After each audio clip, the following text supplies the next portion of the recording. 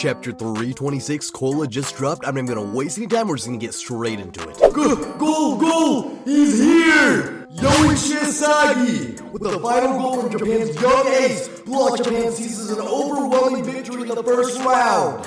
And in the first panel, we have Asagi's parents, Batra's mom. Please, Lord, give me a chance. The commentators are going crazy. In a double spread, we have Batra jumping on Asagi's back, Asagi in the air. This guy, Corona, whatever. And then we see Batra and Asagi hit a handshake. That was some telepathy. You're the best, monster. I knew you'd give me that pass. Ha! I'm the only one who could pull off that egotistic stunt. And then fucking Corona, man, felt like, you know what, fuck it, we want the game, get it here. Galazzo, you two are too cool. Same to you. And then we see Raichi in the back. How about it, folks? I, Jingo Raichi-sama, kept them at 0 with my defense. And you know what? I'm not exactly sure what you did, Raichi, but good on you. I'll give you your credit. I don't think I saw you do a single thing, but I like you, so you're cool. We got Rin sulking as usual. And finally, after so long, we're seeing Barou and Shido. I'm surprised they were not playing on this game, but hey, it's whatever. What an annoying, shitty game. But I gotta say, it sure turned me on. And then someone calls out to Asagi. Hey, Asagi, that was a crazy new technique you tried out. How much of that did you plan? And Aiku already has his jersey off. Like, are you allowed to do this? Like, we're not even in the locker room yet, bro. Okay, calm down. None of it. That last shot was a total ad-lib. I was expecting Onazi to have an awakening, but I really had no idea until that moment that he'd make a shot after that trap. The moment you stopped him, I was inspired to try making my own version of that shot. And Aiku's in shock. This freaking guy. His imagination and inspiration speed are on another level than before. Gotcha. His egotism could devour Ego's entire plan. But Asagi's grateful. I gotta test it thanks to you. Thanks, Captain. And over on the Nigeria side, we see Bello and Obabona devastated. Damn it. Orderly, shut out. You were totally obliterated. And Obabona's looking at that 4-0 scoreboard. The rest of the Nigerian team is down in a slump, and Kusa's on the ground just breathing. But then he starts to think. They devoured all of it. Our fire, my ego, Onazi's evolution. He drew out that awakening and made it seem like he was gathering data for the Japanese team. But in the end, all of it was exploited to help him grow. How stoic can one guy be? He's out of his mind. And Asagi has that aura coming off him. Kuso sees it. You know what? I see it. I'm so glad Asagi got a goal. Part of me wishes he didn't score, but I'm glad he got it. And Kuso tops off the glaze with the final line. Yoichi Asagi is a horrifying soccer machine. Yeah, Kuso. He is horrifying. He's the most horrifying egotist we've met in our tiny world. Onazi. But he smashed apart that tiny world for us. He's the ultimate soccer player. And the glaze just never ends. Even Onazi's glazing Asagi. Thank you, Yoichi Asagi. I'm glad I got to meet you here. And Asagi, oh my god, bro. Stop being a villain, bro. You don't gotta do all this. He side-eyes the fuck out of Onazi. Huh? Did you make a nice memory? Ha! Shut up. This won't end as a memory. I'm gonna surpass you someday. Just you wait, Yoichi Asagi. And in a double spread, we see Asagi and Onazi hit a sportsman-like fist bump as Asagi praises Onazi. That's the egotistical curiosity I want to see. Let's meet again. Kuso's looking like he just saw the eyes of God for the first time. And I don't even blame him, because now with Asagi saying let's meet again, all this is telling me is that this is not the final arc. We're gonna get another World Cup arc, probably the real World Cup with the time skip, and we're gonna see Nigeria versus Japan again. I'm telling you it's gonna happen, mark my words. But now, we're seeing the fist bump through a TV. A passionate fist bump for both team aces. That Japanese team has made an incredible start with this first round sweep. And goddamn, yo, calm down on that camera. What are you doing? Is what I would ask if that wasn't my glorious King Kaiser watching Asagi through his TV at the German team's hotel. And God, he has crushed a fuck ton of these cans. Yo, is that even healthy? You're a soccer player with abs, bro. You cannot be drinking soda like this, unless it's diet. If it's diet, then, you know, then we're chilling. But all I'm seeing is energy, go-go cola. You know, that definitely has sugar in it, bro. Yo, hop on that Diet Coke, bro. Trust me, that will, like, actually save your abs. But Kaiser is frustrated as hell. Quit smiling, Yoichi.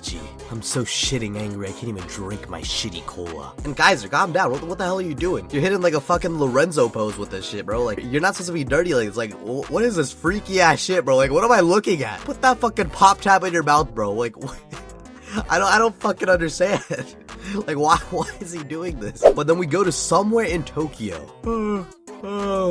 And we see Itoshi Sai. You could have won an 8-0, you ass clowns. Fucking Sai, man. Just never giving Japan any praise. I mean, he did praise ISAGI in the U20 match, but come on. Like, can you at least be happy for something your brother's team did? And it seems like we're just seeing a bit of everyone as we go to the Spanish team's hotel. Huh? That happy kid from before? Huh.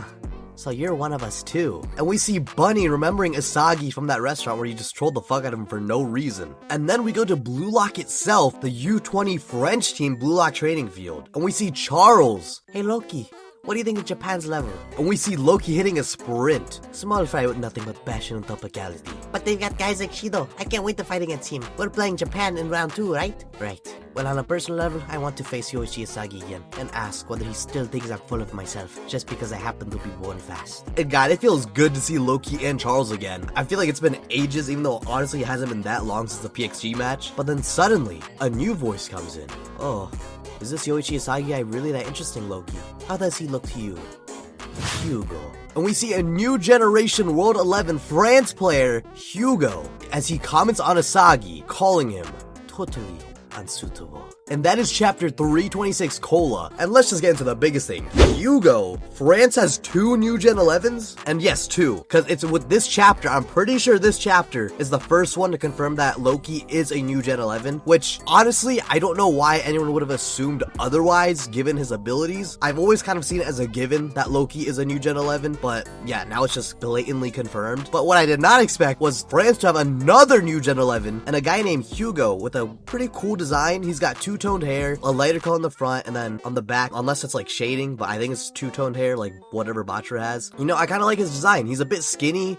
We don't know his position, so I'm not exactly sure what he does, but he seems like he could be a problem. I know France is gonna be a problem for playing them next, because now we got Charles, Loki, and this new Hugo guy, who I'm sure is gonna have a bunch of good skills on his own. He's literally a new Gen 11. And I'm gonna be honest, with the way this chapter unfolded, this entire thing, it just makes me all the more sure that this isn't the final arc in the series. Because not only did we have ISAGI and Onazi hitting that fist bump saying they'll meet again and they'll play again, which I always kind of assumed was going to be the case, likely in the real World Cup after we get a time skip. But now with Hugo added to the French team, it makes so much sense to have the series end with the real World Cup where Japan versus France, because now think about it. It's going to be all of BLUELOCK versus Loki, Charles, Hugo, and Noel Noah. Like, does that not seem like the fight of a century? Like the perfect team to fight against in the final battle? And especially with how ISAGI has declared he's going to take a cup from Noel Noah in the past, it just seems like too much of an opportunity for Kinisher to pass up by not showing a match like that. And the only way to do that is by having a proper World Cup arc. So yeah, I definitely don't think this is the final arc by any means. I think this is really only a setup for what's to come. And for those of you saying that, oh no, that's gonna be too long, Kinisher wouldn't make the series that long, he's not gonna do that. Mind you, the PXG match was about 50 chapters long. A single match, it was about 50 chapters long. The NEL, a single arc, was 150 chapters long, which was literally half the size of the manga up until that point. So I really don't understand what people mean when they say, oh, that's too long for the series. Like, this series isn't afraid to be long by any means. So yeah, like, maybe I'm thinking too much into it, but I genuinely do think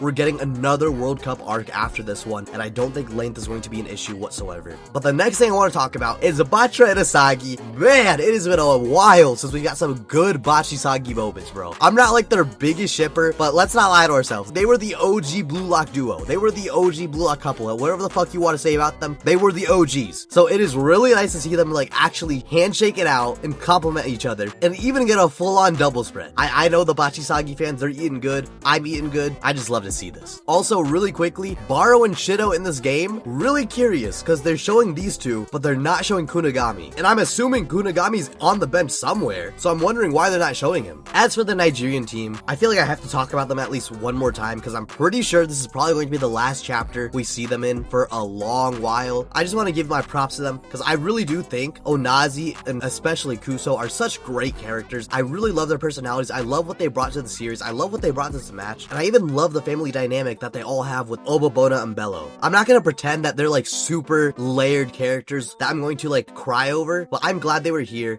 and I can't wait to see them again. Now, as for Kaiser, Sai, and Bunny, oh my god, where do I even start? Kaiser there again, obsessing over Isagi, wearing his fake ass Calvin Klein underwear. Shit, actually, I low-key have like those exact boxers. Like, I'm pretty sure I have the exact ones. They're just like actually branded by Calvin Klein. I would show a picture of them, but for obvious reasons, I'm not gonna do that. But more importantly, why the fuck is he drinking all that cola, bro? Jesus Christ. Like I said, if it's diet, then it's not really a problem, but I'm pretty sure that is not diet cola. So, Kaiser, you're kind of just like ruining yourself, bro. Like, lock in, please, man. And then we see Sai, as always, just clowning on his brother, anything that has to do with his brother. I'm sure if only Isagi was on the team, he would be glazing the fuck out of Japan, but purely because Rin is on there, Sai just does not want to give them props. But I will say, it's pretty funny seeing Sai with his hair down. I feel like we've only seen this a couple times from when he was a kid. He's always has like that slick back look. It's nice seeing him like this. I like this. As for Bunny, looks like he just got out of the shower. There's not really much else to say about him, aside from the fact that he realized Isagi's like a proper player now too. He doesn't even seem that surprised about it either. He's kind of just accepting it. I'm really curious on what his character is going to bring to the table, especially with Sai. I really have no idea what to expect. But finally, and most importantly, we have Charles, Loki, and Hugo training in BLUELOCK facility, which makes it pretty clear that they're playing BLUELOCK next. Well, Charles explicitly says it, but it's pretty obvious that they're playing France next even outside of that. So now this makes me wonder who in BLUELOCK is going to get character focus. If you ask me, I think it's really obvious that Rin and Shido are going to get a lot of focus in this match, especially because Charles wants to play against Shido really badly. But if you ask me, I think this might be the perfect time to actually capitalize on Kunigami's character arc. I low-key think it was a missed opportunity by Kaneshiro to not do that in the PXG match, because I felt like having Shido vs Kunigami was the perfect stage to go over the wild card, what happened to him, and where his character goes from here. But that just didn't happen. And to this day, I might genuinely still agree with the take that that is a genuine writing flaw that the series has. And I don't think the series has many, if any, flaws. So me saying that, it really does mean a lot. I feel like Kunigami so far is kind of a missed opportunity. But this match here, I feel like Kaneshiro can do something with it where it does remedy that, and Kunigami does something special here to actually progress as a character. Does that happen? I don't know. I'm not sure, because Shido is going to be on the team regardless of however this match turns out, so I feel like there are still going to be more opportunities for him if this isn't the one. But it has been so